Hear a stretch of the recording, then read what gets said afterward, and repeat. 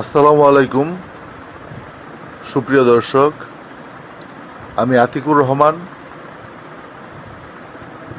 আপন ভুবন বনসাই থেকে আপনাদের সবাইকে স্বাগত জানাচ্ছি। দর্শক, আজ আমি আপনাদের দেখাবো আমার একটি জুনিপার গাছের চারা, যেটা আমি বনসাইয়ে রূপান্তরিত করার জন্য আমি টেক কেয়ার করছি। সেটা প্রথমবারের মতো ওয়্যারিং, স্টাইলিং এবং রিপোর্টিং করা। আমি ওয়্যারিংয়ের জন্য ব্যবহার করছি এখানে কপার ওয়্যার। কপার ওয়্যারটা নির্বাচন করা, এবং আমার কাছে এই কপার ওয়্যারটা হচ্ছে ওয়্যারিংয়ের জন্য ফেভারিট। কেননা এই কপার ওয়্যার এমনিতে নমনীয় এবং এটা টেকসই বেশি। আপনি অ্যালুমিনিয়ামের ওয়্যার দু একবার যদি আঁকাবাঁকা করেন ভেঙে যাবে, কিন্তু কপার ওয়্যার খুব সহজে ভেঙে যাবে না।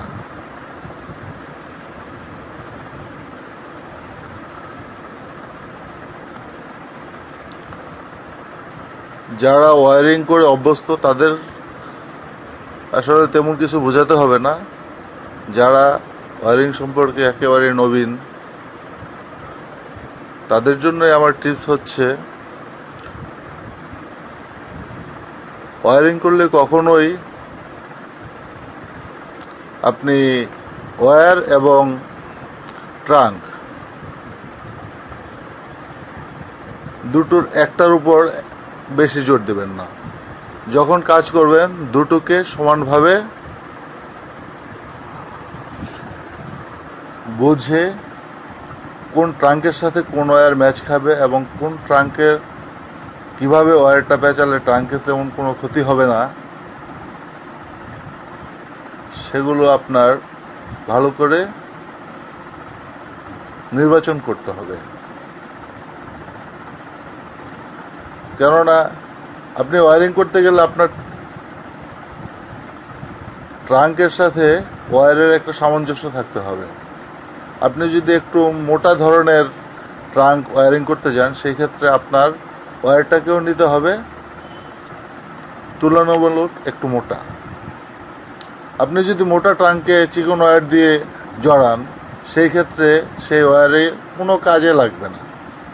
আপনার ওয়্যার ওই গাছের ট্রাঙ্কটাকে কোনো দিকেই শেপ দিতে পারবে না।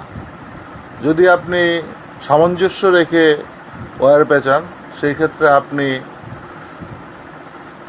যেভাবে ইচ্ছে সেভাবেই শেপ দিতে পারবেন।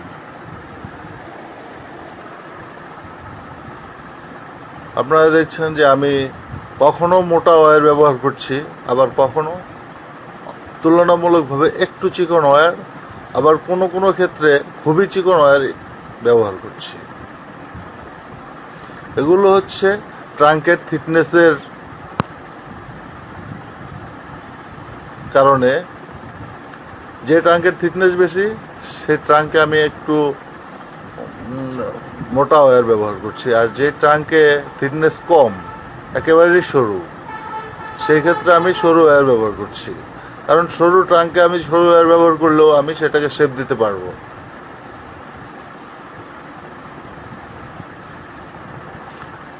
সবসময় নির্বাচন করতে হবে আপনার ট্রাঙ্কের যে নমনীয়তা, তার চেয়ে একটু বেশি হার্ড ওয়্যার ব্যবহার করবেন।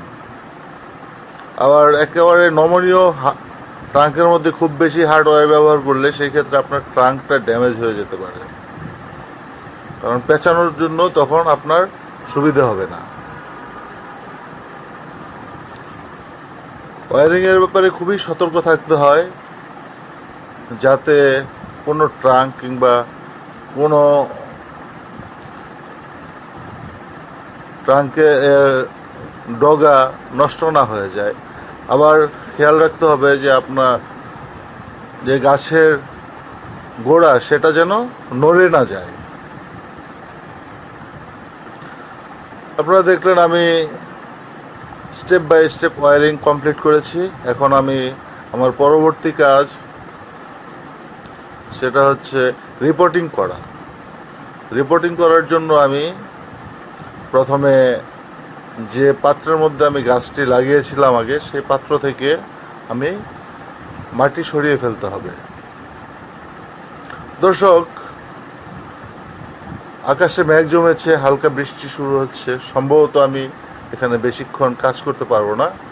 হ্যাঁ, বৃষ্টি শুরু হয়ে গেছে, আমার এখান থেকে সরে যেতে হবে। দর্শক, আমি আমার ঘরের বারান্দার মধ্যে চলে এসেছি। এখানে কিছুটা আলো স্বল্পতা আছে, তবে বাইরে বৃষ্টি থেকে আমি নিজেকে সেভ করেছি। দর্শক, আমি জুনিপার গাছটির রুট বলটাকে আমি ভেঙে একেবারে রুটকে আলাদা করে ফেললাম।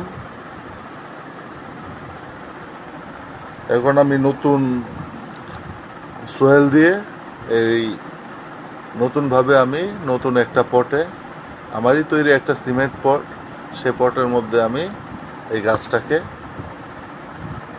রিপ্লেস করব। প্রথমে আমি ওয়াটার ড্রেনেজ হোলটাকে একটা টাইলসের টুকরো দিয়ে ঢেকে দিলাম, যাতে করে মাটি ড্রেনেজ হোল দিয়ে বেরিয়ে না যায় এবং পানি খুব সহজে বেরিয়ে যেতে পারে। তারপরে আমি আমার পূর্বে তৈরি করা সয়েল পাত্রটির অর্ধেকটা পূর্ণ করে ফেললাম।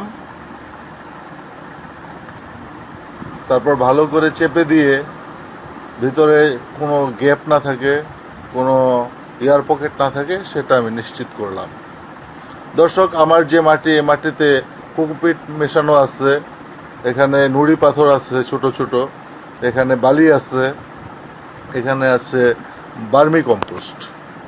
দর্শক, বার্মি কম্পোস্ট আমি নিজেই উৎপাদন করি। নিজে উৎপাদন করে আমি নিজের কৃষিতে ব্যবহার করছি।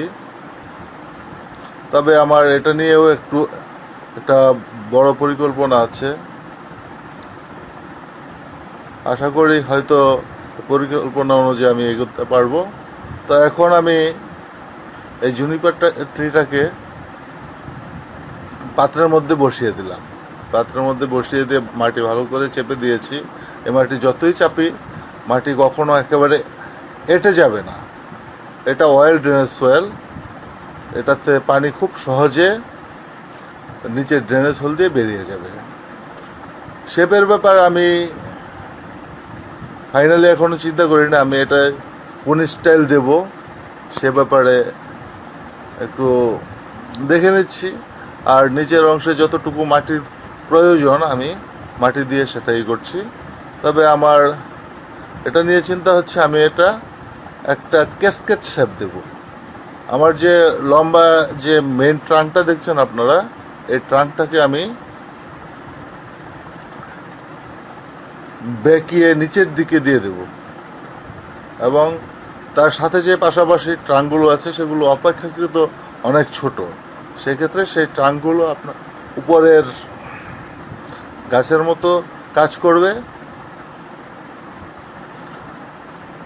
দেখে নিচ্ছি কোন শেপ দিলে আসলে এটা দেখতে ভালো হবে। না, এভাবেও ভালো লাগছে না, এই শেপটা আমার কাছে গ্রহণযোগ্য না। হ্যাঁ, এই যে ফাইনালি আমি এখন শেপ দিয়ে পানি দিয়ে দিয়েছি, একটি ক্যাসকেট আকৃতি দিয়েছি। আমি ইচ্ছে করলে পরবর্তীতে আবার এই শেপ চেঞ্জ করতে পারবো। প্রিয় দর্শক, আপনারা আমার চ্যানেল সাবস্ক্রাইব করবেন। আমার ভিডিও যদি ভালো লাগে লাইক দেবেন, এবং আমার পরবর্তী অগ্রগতির জন্য আপনারা আমার ভিডিও সম্পর্কে কমেন্টস করবেন। কমেন্টস করে ভালো মন্দ এবং আমার যে ভুল ভ্রান্তি আছে সেগুলো আমাকে ধরিয়ে দেবেন।